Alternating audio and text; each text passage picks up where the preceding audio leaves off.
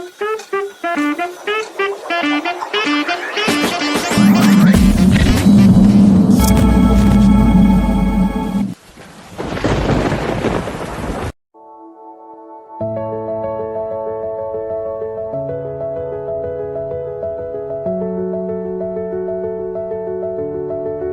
Shear test, अच्छा ये भी लिख देना यहाँ पे साथ में, तो आपके ध्यान में रहेगा। जैसे आप इसको पढ़ोगे तो आप एकदम से ध्यान में रहेगा कि किसने दिया था, कौन से ईयर में दिया था, ठीक है ना। AL वॉर्सलेव है ना, वॉर्सलेव बोलते हैं इसको, ठीक है ना, H वॉर्सलेव, ठीक है। या इसकी प्रोनाउंसिएशन देख लेना आप गूगल में, पता लग गया सब कुछ। अच्छा नेक्स्ट ना, वेन शेयर टेस्ट से पहले मैं आपको दो चीजें बताना चाहता हूं कि आपको सॉइल के बारे में तो पता ही है कि सॉइल किन किन कंपोनेंट से बनता है।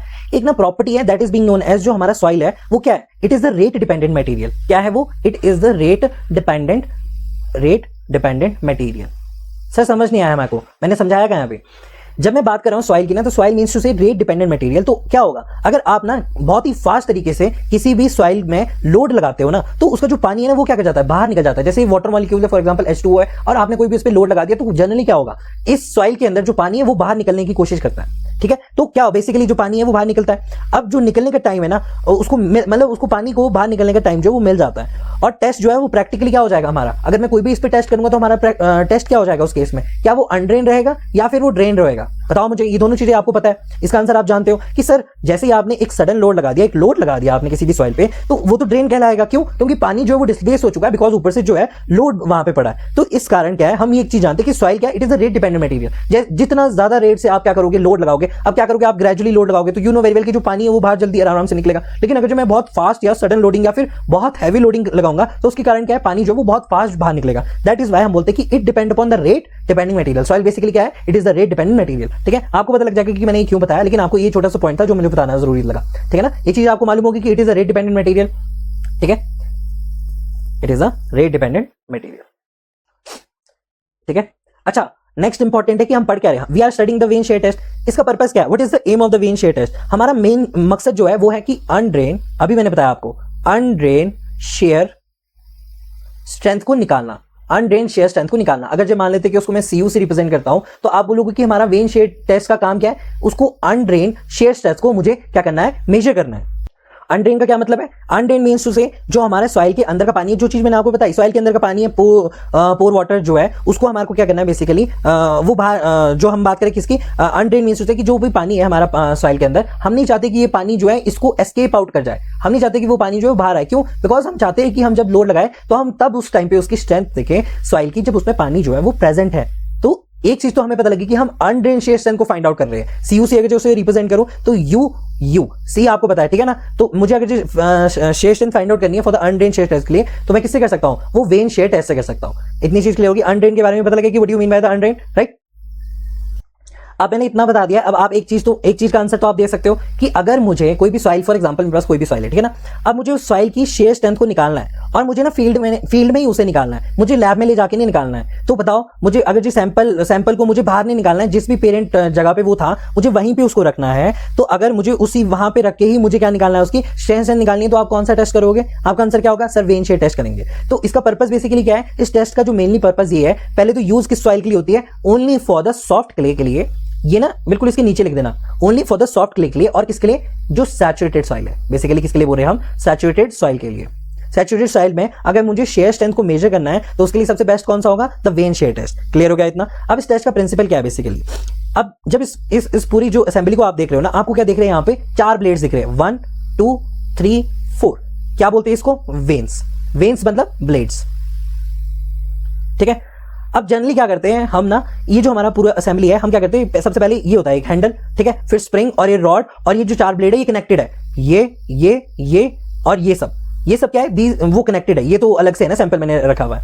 तो हम क्या करते हैं, सबसे पहले हम ये जो ये पूरी असेंबली है, इस पूरी असेंबली को हम क्या करते हैं, इंसर्ट करते हैं। कहां पे इंसर्ट करेंगे बताओ मुझे, जो भी फील्ड होगी, फील्ड में जो हमारी क्ले होगी, उस जो भी हमारी सैचुरेटेड सॉइल होगी, ये तो सॉफ्ट क्ले किसी पर्टिकुलर सॉइल के लिए बोला है ना, लेकिन आप एक चीज जानते हो कि सैचुरेटेड सॉइल अगर जब मैं बात कर रहा हूं, तो अगर मैं सैचुरेटेड सॉइल में ये पूरी असेंबली को क्या करूंगा, इंसर्ट करूंगा, यानी अंदर डालूंगा। आपकी मर्जी है, 2 तरीके से हो सकता है। एक तो या तो मैं सिर्फ और सिर्फ इसके ऊपर तक, यहां तक की ब्लेड्स डालू, मतलब मेरी ब्लेड्स कहां होगी, यहां पे होगी मेरी ब्लेड्स। अगर मैं ध्यान से देखूं तो यहां पे क्या होगी, मेरी ब्लेड्स होगी, यहां पे जैसे मेरी ब्लेड्स होगी, तो यहां पे एक पार्ट तो रह गया। देखो सॉइल कहां पे, इस ब्लेड्स के यहां पे भी सॉइल है, इसके नीचे भी सॉइल है, इसके यहां पे भी सॉइल है। अगर मैं बिल्कुल सरफेस तक की इसको डालता हूं, है ना। अगर मैं इसको क्या करता हूं, सरफेस तक ही डालता हूं, तो इसको हम जनरल भाषा में क्या बोलते हैं, it is the one sharing.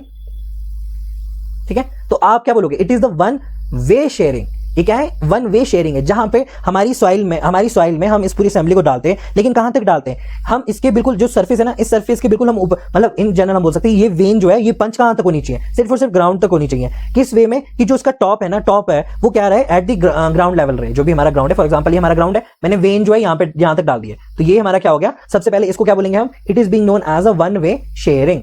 Clear हो गया, वन वे शेयरिंग क्या होता है। अगर मैं पूरी असेंबली को कहां डाल दूं, इस पूरी जो हमारी क्ले है, इस पूरी क्ले के अंदर डाल दूं बिल्कुल, तो बताओ मुझे सॉइल कहां पे होगी, यहां पे भी सॉइल है, यहां पे भी सॉइल है, यहां पे भी सॉइल है और यहां पे भी सॉइल है। तो इस पूरी असेंबली को मैं क्या बोलता हूं, इस पूरे तरीके को क्या बोलता हूं मैं, ये होती है to way sharing. To way sharing क्या बोलते हैं, इसे टू वे शेयरिंग होती है। तो दोनों चीजें आपको क्लियर होगी। छोटे से एग्जांपल से मैंने आपको बताया कि अगर जब आप ग्राउंड तक इस वेन्स को डालते हो, that process is being known as a one way shearing. क्यों, क्योंकि आप पंच कर रहे हो वेन को टू द ग्राउंड लेवल, और वेन और ग्राउंड जो है वो दोनों बराबर है, वो सेम ही लेवल पे, जिसके कारण क्या होगा, बेसिकली जो हमारा ऊपर की सॉइल है वो बेसिकली क्या है, इस पूरी असेंबली में इंक्लूड नहीं होगी। लेकिन अगर मैं उसे और डीप करके डालूं, तो नीचे यहां पे भी होगी सॉइल, ऊपर भी सॉइल होगी, यहां पे भी सॉइल होगी, यहां पे भी सॉइल होगी। That is being known as a two way shearing. Clear हो गया दोनों चीजें। यानी यहां पे जो हमारी क्या बोलते हैं, ये जो पूरा सिस्टम है, इस पूरे सिस्टम में शेयर फेलियर कहां पे होगा, टॉप पे भी होगा, बॉटम में भी होगा। अभी लग जाएगा आपको पता मैं क्यों बोल रहा हूं शेयर फेलिंग। टॉप पे भी होगा, बॉटम में भी होगा, और कहां पे होगा, एट दी साइड्स पे भी होगा, साइड्स में भी होगा। लेकिन जब वन वे शेयरिंग की बात करेंगे तो क्या बोलोगे कि यार सिर्फ बॉटम में होगा, टॉप पे नहीं होगा, बाकी क्या होगा, बोथ साइड होगा, बोथ साइड्स होगा। क्लियर हो गया। अच्छा, जब आप इन वेन्स को देखते हो ना, तो ये क्या है, बेसिकली ये ब्लेड्स है, बिल्कुल सीधे सीधे ब्लेड्स है। तो जब मैं इनको सॉइल के अंदर डालूंगा, तो यहां पे क्या आएगा, इस पॉइंट पे क्या आएगा, इस पॉइंट पे क्या आएगा, और यहां पे क्या आएगा, और यहां पे क्या आएगा। यहां पे सब में क्या होगी, जो जिस सॉइल में आपने डाली है, जो सॉफ्ट क्ले है, यानी जो सैचुरेटेड सॉइल है, वो यहां पे होगी। तो इतनी चीज तो क्लियर होगी कि यहां पे भी सॉइल है, यहां पे भी सॉइल है, यहां पे भी सॉइल है, यहां पे भी सॉइल है। ये चीजें पता लगी। अब हम करते हैं टेस्ट को करना कैसे है, ठीक है ना। बाकी चीज तो हमारे को क्लियर होगी किस तरह से करना है। सबसे पहले क्या करेंगे हम सबसे पहले लेंगे, ये भी पता लग गया one way to way sharing क्या होती है, ठीक है। अब आप जौन सी मर्जी करो, आपने वन बोला तो मैं वन बोलूंगा, है ना, वन ही करूंगा, टू बोला तो मैं टू ही करूंगा, ठीक है। क्लियर हो गया इतना सा पॉइंट जो मैंने यहां पे बताया। इन सबको मैं हटा देता हूं, ठीक है। क्या है हमारा द टेस्ट प्रोसीजर। सबसे पहले क्या करोगे आप, जो भी हमारे वेन्स है ना, वेन्स को वर्टिकली आप क्या करोगे, पंच इन करोगे। वर्टिकली क्या करोगे, पंच करोगे, पंच कर दो। बट ये जो पंच करना है ना, बहुत ज्यादा केयरफुल करना है, आपको सॉइल को डिस्टर्ब नहीं करना है। सो पंच करो carefully without disturbing, carefully without disturbing, disturbance, है ना, विदाउट डिस्टर्बेंस। तो इतनी चीज क्लियर होगी पहली चीज। दूसरा, हमको क्या करना है, हमें ना इसे घुमाना है। ये जो हैंडल्स है ना, ये क्या करते हैं, इनको हम घुमाते हैं, ठीक है। इन हैंडल्स को हम क्या करेंगे, इस क्लॉकवाइज या एंटी क्लॉकवाइज जो भी होगी इसकी, ठीक है, तो हम इसको क्या करेंगे, क्लॉकवाइज घुमाएंगे। अब जैसे ही आपने इसको घुमाया तो क्या होगा, अभी मैंने एंटी क्लॉक बनाया ना, फिर क्लॉकवाइज एंटी क्लॉकवाइज जैसे भी आपको घुमाना है, आप उसको ना क्या करोगे, घुमाओगे। अब इसे क्या करोगे, रोटेट करोगे, और हैंडल को आपको रोटेट किस पे करना है, 6 डिग्री पर मिनट की स्पीड से आपको क्या करना है, इसे रोटेट करना है, ठीक है। क्यों करना है ये, बेसिकली हम आपको 6 डिग्री पर मिनट से।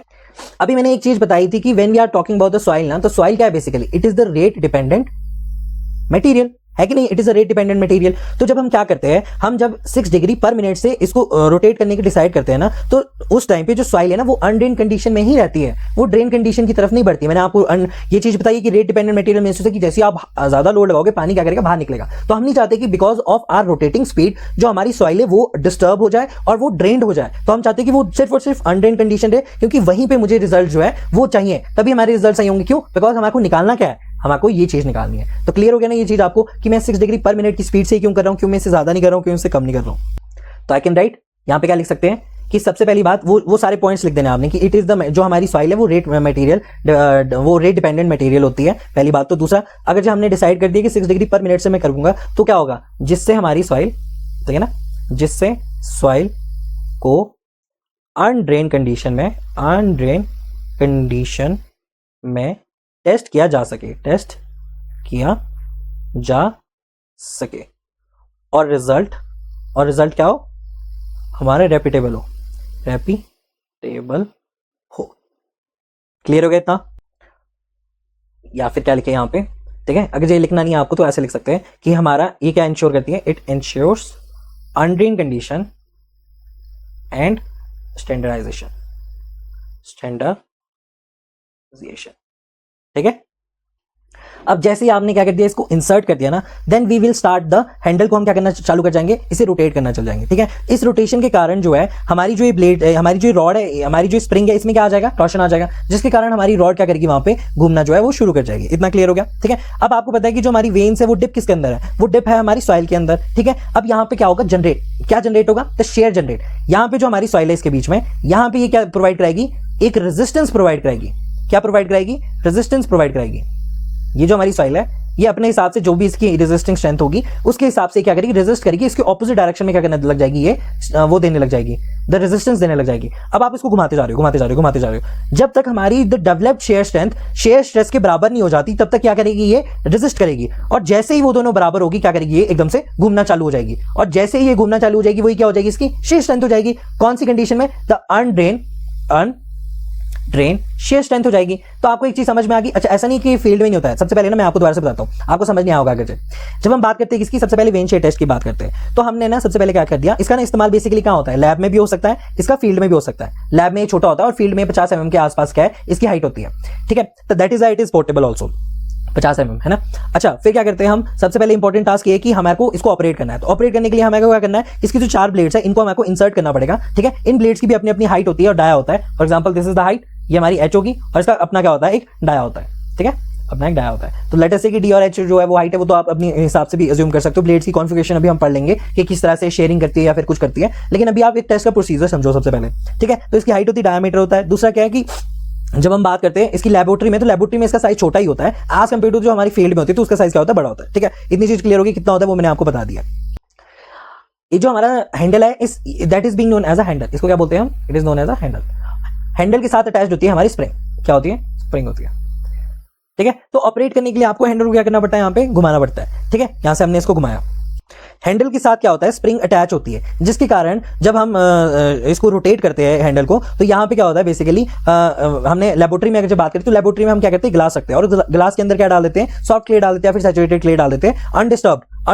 अगर हमने फील्ड में लिया तो इस तरह से करेंगे, अगर जब हमने लैब में किया तो हम क्या करेंगे, उसी को क्या करेंगे, अनडिस्टर्ब तरीके से सॉइल को यहाँ पे लाएंगे और फिर उस पर टेस्ट करेंगे। अदरवाइज क्या करोगे, आप फील्ड में जाके वही टेस्ट को अप्लाई करोगे 50 mm के जो हमारा वेन शेयर टेस्ट है। तो आपने हैंडल लिया, हैंडल के साथ स्प्रिंग अटैच होता है, आपने इसको ऑपरेट किया, आपने इसको घुमाना चालू कर दिया। घुमाने से क्या होगा बेसिकली, हमारा टॉर्शन जनरेट होगा, जिसके कारण जो ये रॉड मूव करेगी और रॉड के साथ अटैच्ड है हमारे 4 वेन्स। अभी जो 4 वेन्स अटैच्ड है ये बेसिकली क्या होंगे, सबसे पहले क्या वो घूमने लग जाएंगे। जैसे आपने स्टार्टिंग में इसको थोड़ा सा घुमाने की कोशिश की तो स्प्रिंग से टॉर्शन जो जनरेट हुआ, रॉड में गया, रॉड से हमारी यहाँ पे वेन्स पे गया, ब्लेड्स में गया, और ब्लेड जो है वो कोशिश करेगी इसको तोड़ने की कोशिश करेगी। लेकिन क्या स्टार्टिंग में ऐसा होगा, नहीं होगा, एक लिमिट होगी, उसके बाद ही हमारी क्या जो सॉफ्ट क्ले है वो अलाउ करेगी इस वेन को अपने साथ घुमाने में, और वो पूरी सॉइल को क्या करेगी, अनडिस्टर्ब कर देगी, है ना। पहले वो डिस्टर्ब कर देगी, उसको अनडिस्टर्ब नहीं, उसको डिस्टर्ब कर देगी जैसे ही वो घूमने लग जाएगी। लेकिन जैसे ही जिस केस में उसने उसको सॉइल को अनडिस्टर्ब किया, वहीं पे मुझे एक चीज मालूम पड़ जाएगी, that is the undrained shear strength के बारे में मुझे पता लग जाएगा। तो जिस भी टॉर्शन स्पीड से, जिस भी टॉर्क पे ये सब हो रहा होगा, वही उसकी स्ट्रेंथ हो जाएगी। तो जिस भी शेयर पे ये फेल करेगा वही क्या हो जाएगी, इसकी शेयर स्ट्रेंथ हो जाएगी। तो ये चीज तो आपको मैंने पहले ही बता रखी कि ये किस तरह से होता है ना, तो शेयर फेलियर, तो वो चीज तो आपको पता है। अब आपने इसको सॉइल के अंदर डिप किया, जैसे आपने उसको डिप किया बेसिकली क्या होगा, आपने हैंडल को इसको घुमाना शुरू कर दिया, ठीक है। तो हमारा वेन की ब्लेड्स क्या करेगी, सॉइल के अगेंस्ट ना, सॉइल के अगेंस्ट वो क्या डेवलप करेगी, द शेयर स्ट्रेस वो वहां पे डेवलप करेगी। क्या करेगी वहां पे, द शेयर स्ट्रेस वो डेवलप करेगी। जैसे आपने उससे घुमाना चालू कर दिया, वहां पे हमारी वेन्स जो है, ब्लेड जो है, सॉइल के अगेंस्ट क्या करेगी, वो शेयर स्ट्रेस को डेवलप करना जो है शुरू कर देगी। अब शुरू में तो सॉइल क्या करेगी, रेजिस्ट करेगी, यानी जो रेजिस्टिंग उसकी शेयर स्ट्रेंथ है वो क्या, रेजिस्टिंग शेयर स्ट्रेंथ जो है, जो डेवलप्ड शेयर स्ट्रेंथ है, अगर जो उससे ज्यादा होती है, इसीलिए वेन क्या है तुरंत जो है रोटेट नहीं करेगा, है ना। और जैसे जैसे हैंडल आप घुमाते जाओगे टॉर्क बढ़ता जाएगा, और जैसे ही डेवलप शेयर स्ट्रेस बढ़ती है, एक स्टेज ऐसा आएगा जहां पे हमारी डेवलप्ड शेयर स्ट्रेस डेवलप हमारी जो शेयर स्ट्रेस है, अगर वो बराबर होगी किसके, सॉइल की शेयर स्ट्रेंथ के बराबर, तो उस पॉइंट पर सॉइल क्या कर जाएगी, फेल कर जाएगी, और वेन क्या करने लग जाएंगे, फ्रीली मूव करने लग जाएंगे। और जिस शेयर स्ट्रेस पे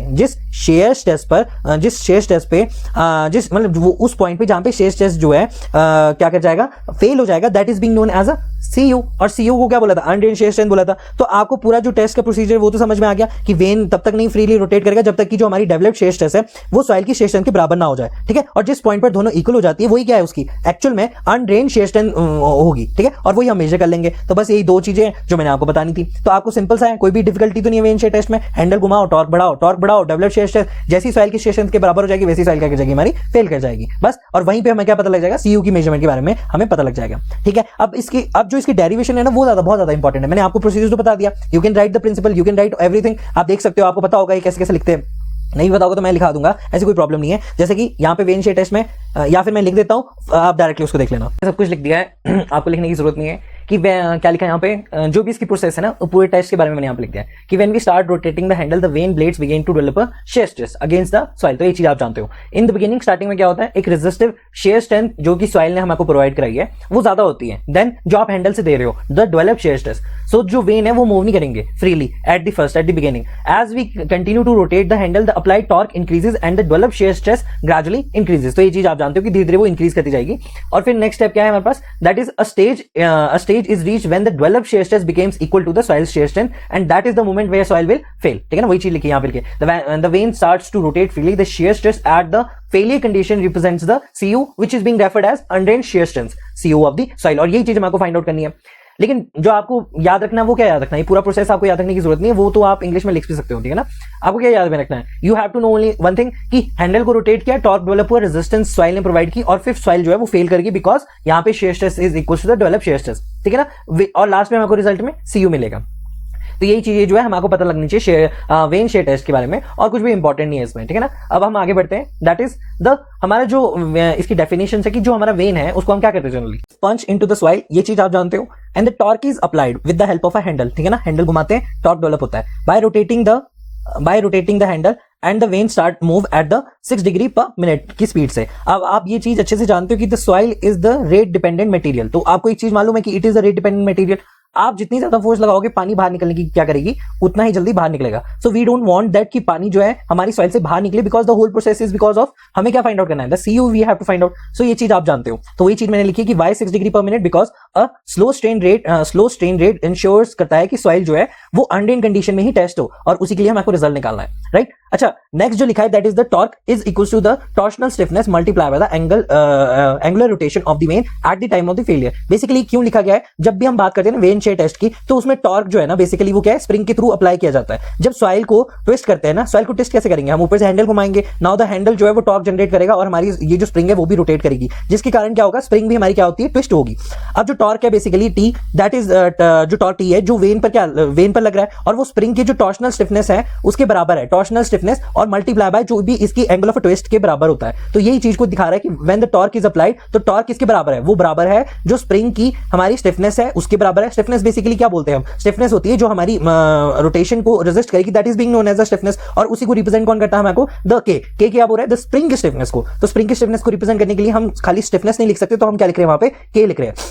और क्या है, द एंगल ऑफ ट्विस्ट। तो जितना भी टॉर्क आपने लगाया है वो उसके बराबर होगा। अगर जो स्टिफनेस ज्यादा हुई तो बताओ, हम जितना भी ज्यादा टॉर्क लाएंगे उतना कम क्या होगा हमारा, this is the T is equals to the angular sorry जो हमारा क्या है स्प्रिंग की स्टिफनेस मल्टीप्लाई बाय थीटा। अगर हमारी स्टिफनेस ज्यादा है, किसी की भी स्प्रिंग की अगर स्टिफनेस ज्यादा है, तो आपको बहुत ज्यादा टॉर्क लगाने के बाद भी थोड़ा सा ही एंगल में क्या देखने को मिलेगा, चेंज देखने को मिलेगा। तो वही चीज ये बता रहा है कि what you mean by the angle of ये स्टिफनेस और द थीटा। जितना ज्यादा स्प्रिंग की स्टिफनेस होगी उतना ज्यादा टॉर्क लगाना पड़ेगा ताकि हमारा एंगल जो है वो मूव करे, और जितनी कम हमारी स्टिफनेस होगी तो उतना कम टॉर्क लगाना पड़ेगा, और थोड़ा ही टॉर्क लगाने के बाद भी हमारे ज्यादा एंगल ऑफ ट्विस्ट जो है वो देखने को मिलेगा। तो इसीलिए ये चीज लिखी हुई है। वही चीज बोली कि वेन जो है वो कैलिब्रेटेड है to the spring having a torsional stiffness K and the torque at the shear failure is determined the torque at the shear failure. यहां पे शेयर फेलियर हो रहा है ना, तो हमारी ये क्या कर रहा है, वेन इस साइड को मूव कर रहा है, तो ये चीज हम जानते हैं कि सॉइल जो है वो शेयर में फेल हो रहा है। तो वही चीज को रिप्रेजेंट कौन करता है, torque is equals to K is equals to K multiply by the theta. Clear हो गया ये दोनों चीजें, क्यों लिखा है, क्या को लिखा है, ये सब चीजें। Next important task is to know about the vanes and the derivation. The derivation is very important. क्यों है डेरिवेशन हमारे लिए इंपॉर्टेंट, क्योंकि बहुत सारे ऐसे एग्जाम होते हैं ना जिसमें सिर्फ डेरिवेशन ही आपसे पूछी जाती है। वो बोलेंगे कि भाई वर्किंग बताओ पहले, तो वेन की तो वर्किंग आपके सामने है। वो बोलेंगे डेरिवेशन दिखाओ, तो आप डेरिवेशन भी लिख सकते हो। आप कुछ ऐसे पॉइंटर्स लिख सकते हो कि 6 डिग्री पर मिनट हो गया, या फिर हमारा क्या हो गया 6 डिग्री पर मिनट हो गया, या फिर टॉर्शनल स्टिफनेस वगैरह, ये सब आपसे पूछा जा सकता है, ठीक है ना। और 2-4 चीजें और भी पूछ सकते हैं regarding the one way shearing के बारे में और 2 वे शेयरिंग के बारे में। तो उससे पहले हम डेरिवेशन करते हैं, because we are doing the derivation for the 2 way shearing के लिए। क्लियर हो गया, जहां पे ऊपर से भी हमारे पास क्या हो रहा है, हम जो है सॉइल में पूरी डिप है, देखो दिस इज द सॉइल, तो पूरे सॉइल में डिप है क्या हमारा, that is the when, when जो है वो पूरी सॉइल में डिप है। इतना क्लियर हो गया। अच्छा, इस तरह से दिखता है हमारा क्या रियल लाइफ में, अगर जो लैब में देखे तो इस तरह से हमारे को वेन शेड टेस्ट दिखता है। तो ये आपके लिए रेफरेंस के लिए कि आप देख सकते हो कि किस तरह से होता है। ठीक है, सॉइल है, सॉइल में ये हमारी वेन्स होगी, दीस आर द वेन्स, और इसके कोई ना कोई हाइट और डायमीटर रहेगा, उसी को हम सॉइल के अंदर डिप करेंगे, और जैसे ही सॉइल के अंदर डिप करेंगे ये जो हैंडल है दिस इज द हैंडल, इसको घुमाओगे टॉर्क जनरेट होगा, और इस जो स्प्रिंग है वो स्प्रिंग रोटेट करेगी। अगर जो उसकी स्टिफनेस ज्यादा है तो ज्यादा देर तक घुमाना पड़ेगा, अदरवाइज क्या है हमारी स्प्रिंग जो है वो उस तरह से डिपेंड करेगी। ठीक है, और दिस इज द सॉइल। तो ये लैब में दिखाया गया है, तो आप इसको एज अ रेफरेंस देख सकते हो। ठीक है, अब हमारे डेरिवेशन करनी है, तो डेरिवेशन इज वेरी इंपॉर्टेंट। या फिर आप सिंपल वर्ड्स में भी यहाँ पे लिख सकते हो कि जब हम टॉर्क की बात करें तो टॉर्क बेसिकली यहाँ पे टी बेसिकली क्या है, it is the applying twisting force. ठीक है ना, अप्लाइड या फिर applied twisting force, easy words में। ठीक है ना, एंड के क्या हो गया हमारे पास कि हाउ मच थीटा क्या हो गया हमारे पास, द हाउ मच के क्या हो गया हमारे पास, that is the spring resistance. ठीक है ना, स्प्रिंग की जो रेजिस्टेंस है वो कौन दिखा रही है, के दिखा रही है, द स्प्रिंग रेजिस्टेंस किसके लिए, टू द ट्विस्टिंग के लिए, टू द ट्विस्टिंग के लिए। ठीक है, और थीटा क्या हो गया कि how much the when rotated eight failure.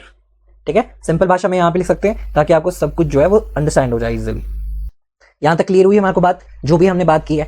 अब बात करते हैं टू वे या फिर वन वे शेयरिंग की। तो क्या होता है टू वे और वन वे शेयरिंग, वो मैंने आपको पहले ही बता रखा है, लेकिन स्टिल अभी जो है वो थोड़ा सा और डिटेल में पढ़ते हैं, क्योंकि अभी हम आपको वो क्या करेगा, काम आएगा अभी मान लिया। ठीक है, तो जब हम टू वे शेयरिंग की बात करते हैं तो वेन शेयर टेस्ट में दो तरह के शेयरिंग होते हैं, एक तो टू वे हो गया, एक तो क्या हो गया हमारा वन वे शेयरिंग हो गया। जब मैं बात करता हूं टू वे शेयरिंग की,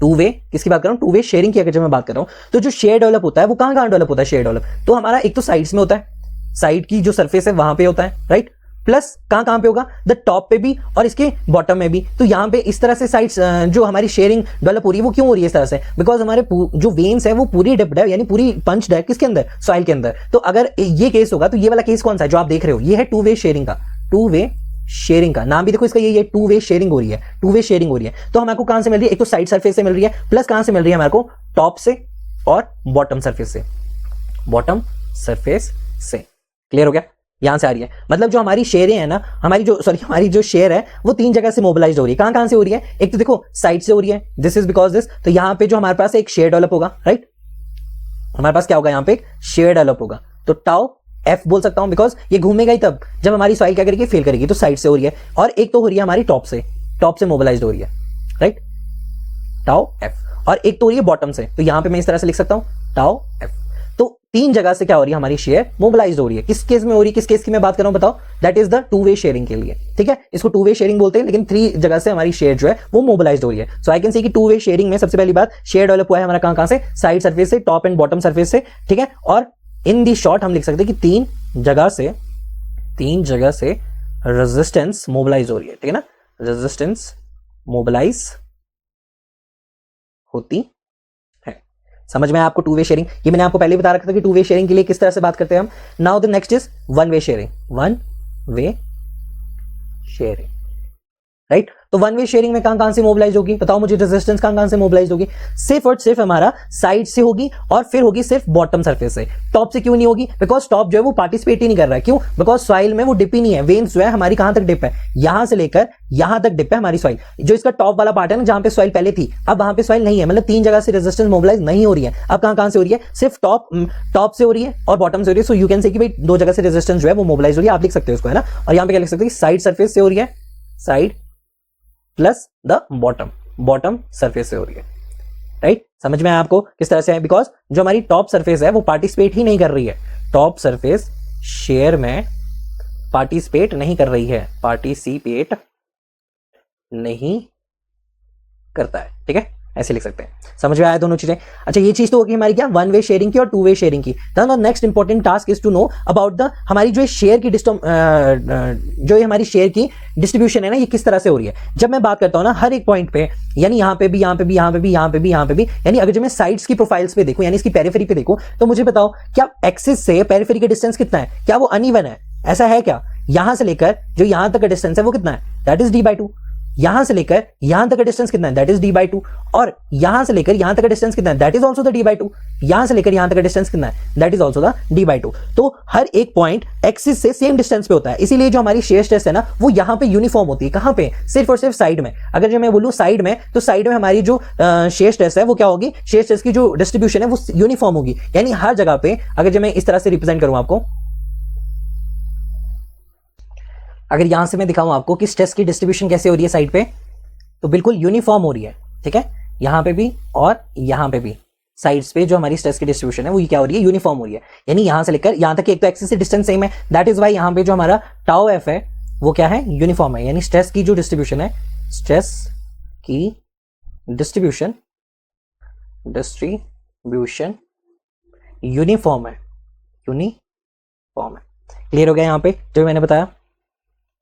पर अगर जब मैं टॉप पे देखूं ना, तो एक चीज तो मुझे पता चलती है कि डिस्टेंस जो है वो सेम नहीं है। क्यों? बिकॉज अगर मैं यहां पे देखूं, यहां पे जो स्ट्रेस का डिस्ट्रीब्यूशन होता है ना वो पैराबोलिक होता है। कैसा होता है? पैराबोलिक होता है, इस तरह से पैराबोलिक होता है। क्यों होता है ऐसा because of the distance from the axis. यहां पे जो हमारी सेंटर है, सेंटर में अगर मैं बात करूं तो यहां पे डिस्टेंस कितनी है, दैट इज इक्वल टू 0। तो जहां पे हमारे सेंटर पे डिस्टेंस कितनी है, 0 है, तो वहां पे जो हमारी शेयर स्ट्रेस की वैल्यू होगी वो भी क्या होगी, 0 ही होगी। शेयर स्ट्रेस की वैल्यू क्या होगी, यहां पे भी 0 होगी। और जैसे जैसे मैं एज की तरफ जाता जाऊंगा ना, तो डिस्टेंस भी इंक्रीज होती जाएगी। मतलब हमारा जो शेयर स्ट्रेस है वो भी क्या करता जाएगा, इंक्रीज करता जाएगा। जो हमारी शेयर स्ट्रेस, जो हमारी स्ट्रेस की डिस्ट्रीब्यूशन है यहाँ पे क्या होती है, पैराबोलिक नेचर की होती है। जिसको आप किस तरह से दिखा सकते हो, यू कैन से कि भाई टॉप में एक्चुअल में तो बेसिकली क्या होती है, पैराबोलिक होती है, इस तरह से पैराबोलिक होती है, ठीक है। सेंटर में कम, सेंटर पे 0 होती है, और धीरे धीरे जैसे जैसे आप एज की तरफ बढ़ते हो वो इंक्रीज करती जाती है, ठीक है। एज की तरफ क्या कर जाती है, वो इंक्रीज करती जाती है। ऐसा कहां होता है, टॉप में और बॉटम में, क्योंकि दोनों में डिस्टेंस क्या हो रही है, वेरी कर रही है। सो कुछ इस तरह से आपको क्या देखने को मिलता है, द स्ट्रेस डिस्ट्रीब्यूशन डायग्राम अगर आपको ड्रॉ करना है तो इस तरह से आप बता सकते हो कि हमारी जो रियलिटी में है, यहां से एक्सिस से distance to its periphery is same, that is the d/2। But जैसे जैसे आप यहां पे जाते हो, यू नो कि यहां पे जो सेंटर पे डिस्टेंस है वो कितना है, 0 है। अगर वो 0 है तो शेयर स्ट्रेस की वैल्यू भी क्या होगी, दैट इज ऑल्सो 0। और जैसे जैसे आप आगे बढ़ते जाओगे ना, यू कैन फाइंड कि एजेस पे हमारी शेयर स्ट्रेस की वैल्यू क्या है, उसकी पेरिफेरी के बराबर हो जाएगी। लेकिन उससे पहले जब डिस्टेंस कम है तो वहां पे शेयर की वैल्यू क्या होती है, 0, और वो इंक्रीमेंट नेचर की होती है और बिल्कुल स्ट्रेट नहीं आती, ऐसे पैराबोलिक सी नेचर में आती है, ठीक है ना। ये तो बन गई है ऐसे स्ट्रेट, लेकिन ये कैसी होती है, पैराबोलिक की होती है। लेकिन क्या आप पैराबोलिक लेके चलोगे, क्या पूरे कैलकुलेशन में पैराबोलिक को लेकर अगर चलोगे तो आपकी कैलकुलेशन तो डिफिकल्ट हो जाएगी। सो फॉर द कैलकुलेशन मुझे उसको इजी करना है, तो मैं क्या मानता हूं, मैं उसको बिल्कुल ऐसे एज अ यूनिफॉर्म मानता हूं। चाहे टॉप हो गया, चाहे बॉटम हो गया, चाहे उसकी पेरिफेरी होगी, उसको मैं इन रियलिटी तो डिफरेंट होता है, लेकिन इन अ थ्योरेटिकल वे अगर जो मुझे कैलकुलेशन करनी है तो मैं क्या करता हूं, इस पूरे पार्ट को फिल कर देता हूं और ये बोलता हूं कि ये जो हमारी स्ट्रेस की डिस्ट्रीब्यूशन है ये क्या है, यूनिफॉर्म है। और हम बोलेंगे एक रेक्टेंगुलर जो है स्ट्रेस डिस्ट्रीब्यूशन देखने को मिलती है हमारे को, अगर मैं किसी भी सॉइल की बात करूं, ठीक है। तो यही चीज यहां पे भी ड्रॉ कर सकते हो आप। बट स्टिल आपको एक चीज तो मालूम होगी ना कि हमारी रियलिटी में क्या होती है, तो रियलिटी में डिफरेंट होती है ना। और कैलकुलेशन के लिए हमें क्या करनी पड़ती है, उसे हमें यूनिफॉर्म मान के ही चलना पड़ता है। क्लियर हो गया जो भी मैंने यहाँ पे पॉइंट्स बताए, because of the distance from the centre is 0, the share stress at the centre will be 0। इतनी चीज तो आपको क्लियर है कि शेयर स्ट्रेस की वैल्यू 0 है। नाउ जैसे जैसे हम आगे बढ़ते जाएंगे तो वहां पे एज पे जो है शेयर स्ट्रेस की वैल्यू क्या करती जाएगी, इंक्रीज करती जाएगी, ठीक है। समझ में आया आपको? अच्छा, अगर जब मुझे डेरिवेशन की तरफ को बढ़ना है तो यू नो वेरी वेल कि अगर मुझे टॉर्क दिखाना है तो मुझे बताओ कि जो टॉर्शनल रेजिस्टेंस है वो कहां से आ रही है। एक तो साइड से आ रही है, ये चीज आप जानते हो, और एक तो आ रही है टॉप से भी आ रही है। तो आई कैन से कि अगर जो मुझे टॉर्शनल रेजिस्टेंस को दिखाना है, सो आई कैन से कि द टॉर्शनल रेजिस्टेंस, टॉर्शनल जो रेजिस्टेंस है, टॉर्शनल जो रेजिस्टेंस है वो कहां से आ रही है। सबसे पहली बात, अगर जो मैं T1 को दिखाऊं, अच्छा किसके लिए कर रहे हैं हम, सबसे पहले ये 2 वे के लिए कर रहे हैं। किसके लिए कर रहे हैं, 2 वे शेयरिंग के लिए ही हम इसको कैलकुलेट कर रहे हैं। So it is for the 2 वे, ठीक है, 2 वे शेयरिंग के लिए। तो बताओ मुझे पहली बात तो कहां से आ रही है, आप भी लिख सकते हो साथ में। एक आई हमारी साइड से, सो T1 can be divided into 2 parts. पहला किसमें, the T1 from the sides, plus जो T2 है वो कहां से आ रहा है, because of the top of the bottom, top and the bottom, top and the bottom, ठीक है। इनको अगर जो मैं अलग अलग सॉल्व करूं तो ज्यादा इजी रहेगा मेरे लिए। तो लेट अस से कि अगर जो मैं साइड्स के लिए बात कर रहा हूं पहले, T1 due to the sides के लिए, सो टॉर्क क्या होता है, that is the force into distance, force into the distance है क्या, डिस्टेंस, राइट। तो हमारे पास शेयर तो है, तो अगर जो मुझे शेयर, जो हमारे पास स्ट्रेस तो है बेसिकली, तो अगर जो मुझे स्ट्रेस को फोर्स में कन्वर्ट करना है, so I can say stress into the area. तो स्ट्रेस क्या हो गया, that is the tau F. तो stress can be written as tau F multiply by, अब एरिया कौन सा लेना है आपको, सबसे पहली बात तो एरिया जो आपको लेना है वो किसका लेना है हमारे को। अभी हम बात किसकी करें, साइड्स की करें। तो साइड्स में क्या होगा, यहां से लेकर का यहां तक एक सर्कल होता है, तो आई कैन से कि पाई मल्टीप्लाई बाय क्या हो जाएगा, द डाया जो भी इसका डाया है, ठीक है, ये तो सॉरी स्ट्रेस डिस्ट्रीब्यूशन का डायग्राम हो गया ना, इसके अंदर जो है वो है, ठीक है ना। तो एक तो पेरिफेरी का साइड में हो गया और ये पूरा क्या है, एक तरह का सर्कल है। तो आई कैन से कि इट इज पाई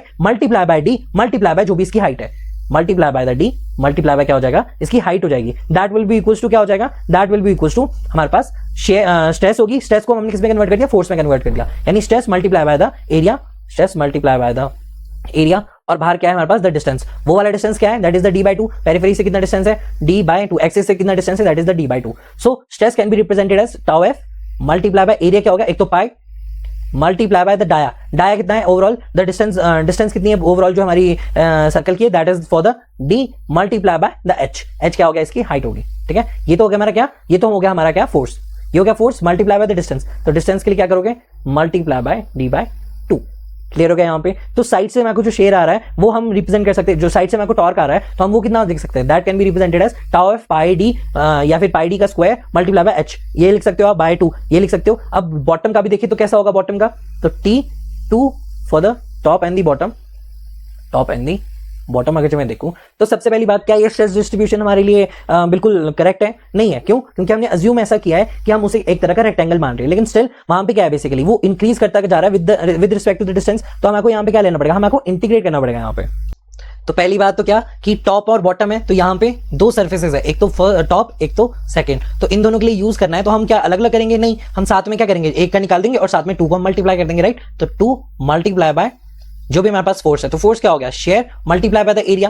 पर एक बात तो है यहाँ पे, अगर जी ये क्या है, वो इंक्रीजिंग ऑर्डर में है, यानी यहाँ पे डिफरेंट है, अनइवन है, तो हम यहाँ पे क्या कर सकते हैं, हम एक डी एक्स थिकनेस की एक रिंग अज्यूम कर सकते हैं, और वो dx थिकनेस की क्या कर सकते हैं, एक रिंग अज्यूम कर सकते हैं at the distance of x। तो at the distance of x, this is the x distance, यहाँ पे हमने एक रिंग अज्यूम कर ली और उसको हम इंटीग्रेट कर देंगे, तो हमारे को क्या मिल जाएगा, हमारे को उसके टाइम पे जो टॉर्शनल रेजिस्टेंस आ रही है बिकॉज ऑफ दिस पेरिफेरी, हम सॉरी दिस सरफेस, हम ये बता सकते हैं, राइट। तो हमने क्या कर दिया एट द x डिस्टेंस पे, तो लेट अस से कि हमने इसको x बोला है और इसकी थिकनेस कितनी है, दैट इज द dx, ये कितना शेयर प्रोड्यूस कर रहा है, that is the tau F, right. तो इस पॉइंट पे अगर जो मुझे निकालना है, इंटीग्रेट करना है सबसे पहली बात तो, सो आई कैन से कि shear that is tau F multiply by the area, तो सर्कमफ्रेंस हो जाएगा that is the 2 pi R, तो आर क्या है यहाँ पे, that is the x multiply by D R, sorry dx है ना, dx, और साथ में बाहर क्या है हमारे पास, dx हो गया, और साथ में बाहर है हमारे पास दैट इज द डिस्टेंस। तो डिस्टेंस कितना हो गया, लेट अस से कि हमने डिस्टेंस कितना माना है, x माना है, तो लेट अस से कि x वो डिस्टेंस है, राइट।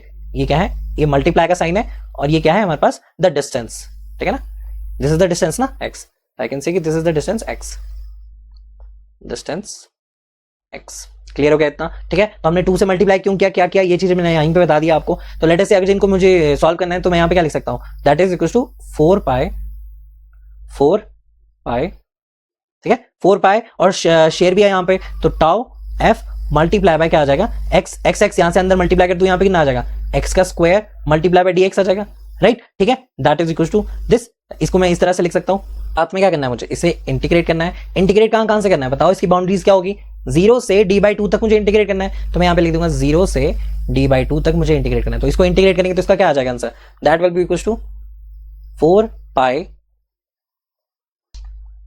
पाई, ठीक है, 4 पाई टाउ एफ आ जाएगा, यहाँ पे टाउ एफ आ जाएगा, और इसकी इंटीग्रेशन करेंगे तो वो क्या हो जाएगा, x का स्क्वायर है तो +1 डिवाइडेड बाई 3 है ना, 2 + 1 नीचे भी आ जाएगा, तो यहाँ पे क्या जाएगा x3 बाई 3 आ जाएगा। इस 3 को मैं यहाँ पे ले लूँ, ठीक है। अब लिमिट लगानी है, तो लिमिट कौन कौन सी लगानी है, दैट इज 0 से लेकर d बाई 2 तक मुझे लिमिट लगानी है। क्लियर हो गया, ठीक है। इसको सॉल्व करेंगे तो क्या आ जाएगा यहाँ पे, that is equal to the 4 by 3 into the pi tau F is sorry tau F multiply by x का क्यूब क्या आ जाएगा यहाँ पे, that will be equal to d का क्यूब डिवाइडेड बाय क्या आ जाएगा, यहाँ पे 2 है, राइट, 2 है तो 2 का कितना हो जाएगा, that will be equal to d cube by 8 आ गया, राइट। अब हमारे को क्या करना है, अब जो हमारे पास टॉर्क आया है उसको लिख देते हैं और हम शेयर के बराबर लिख देते हैं। तो शेयर की वैल्यू निकालनी है हमारे को, जो भी हमारे पास ट्विस्टिंग आएगी, ठीक है ना, टॉर्क आएगा, दैट इज इक्वल टू वो किसके बराबर है, T1 प्लस T2 के बराबर है, और दैट इज इक्वल टू किसके बराबर है, दैट इज जो भी शेयर था, share multiply by pi multiply by क्या आ जाएगा हमारे पास, d का square multiply bye h by 2, ठीक है, प्लस क्या हो जाएगा 4 by 3 tau F multiply bye d cube by 8। तो शेयर की वैल्यू बाहर निकाल देते हैं। Share strength at the time of failure वो किसके बराबर हो जाएगा, वही हमारी शेयर स्ट्रेंथ हो जाएगी। तो जो जिस शेयर स्ट्रेस पे वो फेल करेगा वही उसकी शेयर स्ट्रेंथ हो जाएगी। तो हम क्या बोल सकते हैं कि shear F will be equals to, इन सबको नीचे ले आओ, तो टी डिवाइडेड बाय क्या क्या नीचे आ जाएगा, कॉमन भी ले लेते हैं, पाई को कॉमन ले लिया यहाँ से, है ना, डी स्क्वायर को यहाँ से कॉमन ले लिया, तो हम यहाँ हमारे पास क्या बचेगा, पाई डी का स्क्वायर, अंदर क्या बचेगा h/2 प्लस क्या बचेगा हमारे पास, दैट इज डी कॉमन हो गया, राइट। तो यहाँ से इसको काट देंगे तो यहाँ पे कितना आ जाएगा 6 आ जाएगा, राइट। तो ये कितना हो जाएगा 4 × 4 4 2 दिस और ये 6 आ गया, ठीक है। तो हम इसको लिख सकते हैं। तो shear stress at the time of failure will be equal to the shear strength of किसकी, yes very good, the undrained shear strength. तो यहीं से हमें क्या मिल जाता है, द CU की वैल्यू हमारे को यहां से मिल जाती है। The S will be equals to the torque divided by the pi D square divided by जो भी उस वेन की, देखो ये H किसके लिए बोला गया है, D किसके लिए बोला गया है, ये जानना इंपॉर्टेंट है, ठीक है। बाकी नंबर से कुछ नहीं है, पाई की वैल्यू आप लिख सकते हो, डायमीटर आपको दिया होगा, the torque value will be given to you. बस आपको क्या करना है, the shear strength at the time of failure CU को आपको इजीली क्या कर सकते हो, आप फाइंड आउट कर सकते हो। अब आपको कोई दिक्कत तो नहीं है 1 वे 2 वे शेयरिंग के लिए, 1 वे के लिए भी आप इसी तरह से कर सकते हो, जहां पे हमने 2 का मल्टीप्लाई किया था आप वहां पे 2 का मल्टीप्लाई मत करना और आपको आंसर मिल जाएगा, ठीक है ना। तो इसको आगे और भी अच्छे से लिखना है डिटेल वे में, तो आप यू कैन राइट कि S इज इक्वल्स टू, ठीक है, S is equals to failure will be equals to T divided by, ठीक है, T डिवाइडेड बाय क्या आ जाएगा पाई डी का स्क्वायर h/2 प्लस d/6, ठीक है। और इसको अच्छे से क्लोज कर देना, इस तरह से लिख लेना, ठीक है। किसके लिए, ये फॉर द 2 वे शेयरिंग के लिए, 2 वे शेयरिंग के लिए। और 1 वे शेयरिंग के लिए क्या हो जाएगा, बस जहां पे हमने 2 लगाया था उसको हटा दो, सॉरी 4 लगाया था उसको हटा दो, इसको 2 लिख दो, तो 2 मल्टी यहाँ पे क्या हो जाएगा 2 डिवाइडेड बाय क्या आ जाएगा 4 आ जाएगा, तो ये कितना हो जाएगा 12 हो जाएगा। तो बस ये पूरा सिस्टम किसमें चेंज हो जाएगा, आप लिख देना S will be equals to tau F will be equals to T divided by pi D का स्क्वायर, बाकी टर्म्स सेम रहेगी, है ना, D/12 आ जाएगा, यहाँ पे 12 आ जाएगा, ठीक है। किसके लिए पूरा scenario, that for the 1 way shearing के लिए, राइट। ये किसके लिए, फॉर द 1 वे शेयरिंग के लिए, 1 वे शेयरिंग के लिए।